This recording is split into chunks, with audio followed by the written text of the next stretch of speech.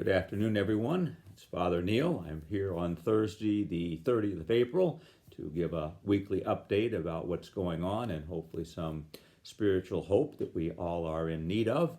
As you all are aware, the governor has extended the stay-in-place order officially through May 30th. However, he's also opened the door to the possibility of gradual reopening of certain things. The Cardinal, of course, has not yet given us any more guidelines on what we may do or may not do here in the parish, so that hasn't changed.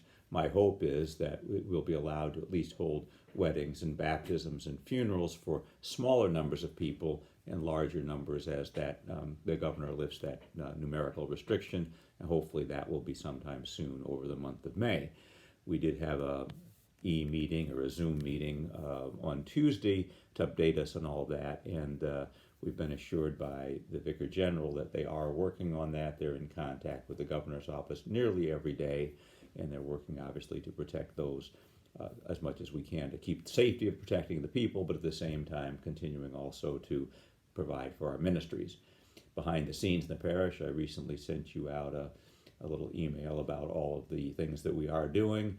Deacon Bill and Maria are continuing to work behind the scenes with the youth and the elderly, and Mary Ellen Castleman is continuing to work with all of our faith formation people, and of course Miss Roy and all the teachers and staff are incredibly busy with all the e-learning that's going on, and a very yeoman's thanks to all of them for the great job that they're doing.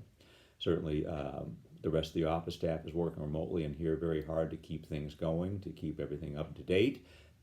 I'm continuing to make home visits as needed or as requested, occasional funerals at the funeral home. I had 2 last week. I have another one tomorrow. And so we're doing our best to try to minister to people as best we can. Next week, I hope to be able to send out a short video, probably about 15 minutes, on one section of the Lord's Prayer. Not sure that I'll be able to get to it before the end of next week because the Renew My Church initiative continues to unfold. We are in the process of choosing the 5 people that will be part of our team to represent us this summer and fall. One of them will be the principal because we have a school, and the other 4 will be from the parish at large. And I'm working with the staff they're giving me some suggestions before I make some selections and then invite those people into the process. On Monday, Tuesday, and Wednesday of next week, the priests were supposed to be in a retreat seminar at Mundelein at the seminary to talk about how we pastor and Renew My Church, how we shepherd people through the process, not just the administrative process with the groupings, but how we communicate to the people and how we deal with all of that.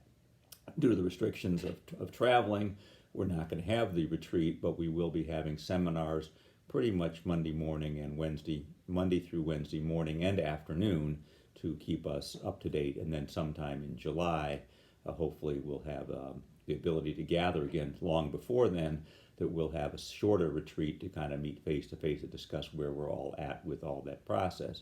So that does continue, and nothing really has changed in that other than we're doing things by Zoom and that we're doing things remotely, and we're not as have the opportunity to gather together. But so that's going on, and then Thursday I'm having a virtual staff meeting to discuss where we are with our ministries, and now the order has been extended for 1 more month to the end of May, what we want to do to continue to try to reach out to you. And I did certainly ask, and will continue to ask, anybody who has any suggestions for things that we could be doing or try to do to please email me, call me at the rectory, let us know what it is we could do to help serve you better in this mostly remote ministry time. So those are all things that are going on that we hope to continue to do. Spiritually, I've been thinking a lot about a number of things. As I do celebrate Mass to an empty church every day, I try to remember what's going on in the parish and certainly in the lives of people. The Mass intentions are for the daily Masses that are in our book. A weekend, of course, is only for Sunday for the people, so that has to be done. Those Masses will have to be moved. But, last couple of days we've celebrated some saints that kind of give me hope and guidance. The first one was St. Peter Chanel, who was a martyr in Oceania, the first one to bring Christianity there. And he was known basically for his cheerful countenance, for enduring hardships, and for then just trying to bring the truth to people. And of course, the people that were interested in maintaining the cult of spirits. Their native religion had him clubbed to death. And so here he gave his life cheerfully, and he was all of 38 years old when he died. So that's much younger than I, and that's something to remember about self-giving, which I need to learn to be more patient about. And then yesterday, we also celebrated the feast of Catherine of Siena, doctor of the church in the 14th century, who not only was known for her spiritual writings about joining ourselves to the passion of Christ, she had the stigmata, and yet she continued to cheerfully take on whatever she was asked to do to help the poor, but also to admonish monarchs and popes about the schism in the church. You think we have problems today in the church? We had 3 popes back at the end of her life, and a great schism in the West, as well as some trouble in the East with the split between the 2 churches, and of course the Turkish Empire about to conquer Constantinople. So they had a lot of problems that we don't have. It was also the midst of the Great Plague, the bubonic plague, where 1/3 of the people died. 1/3. That would be the equivalent of like 110 million people in our country dying of the plague. So we can certainly take some hope from them that we're in much better shape, although it's difficult, as I always say, not to minimize everybody's difficulties, but to help put that in perspective. And then tomorrow, May 1st, we'll celebrate the feast of St. Joseph the Worker, again, a patron saint of fathers, the foster father of Jesus, the patron saint of workers, who says not an entire word, one word in the entire scriptures, but it continues to guide us by his simply getting up and doing what God asked him to do, faithfully, quietly, fully. And so we can take these saints and people in our own lives as models to help us how to put our problems in perspective, to not take ourselves so seriously, because most of us are more blessed than many of the people these saints had to deal with.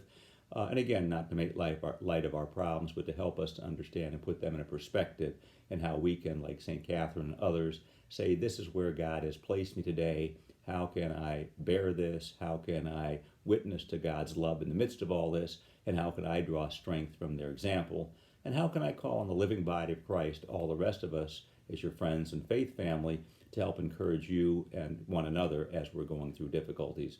So this Sunday will be the 4th Sunday of Easter. It will be Good Shepherd Sunday, John chapter 10, verses 1 to 10. I'd encourage, again, everybody to read the scriptures for the weekend, to reflect on them a little bit, and then to tune into the homily Sunday morning. In the meantime, God bless you all, and have a wonderful, wonderful weekend. Take care now.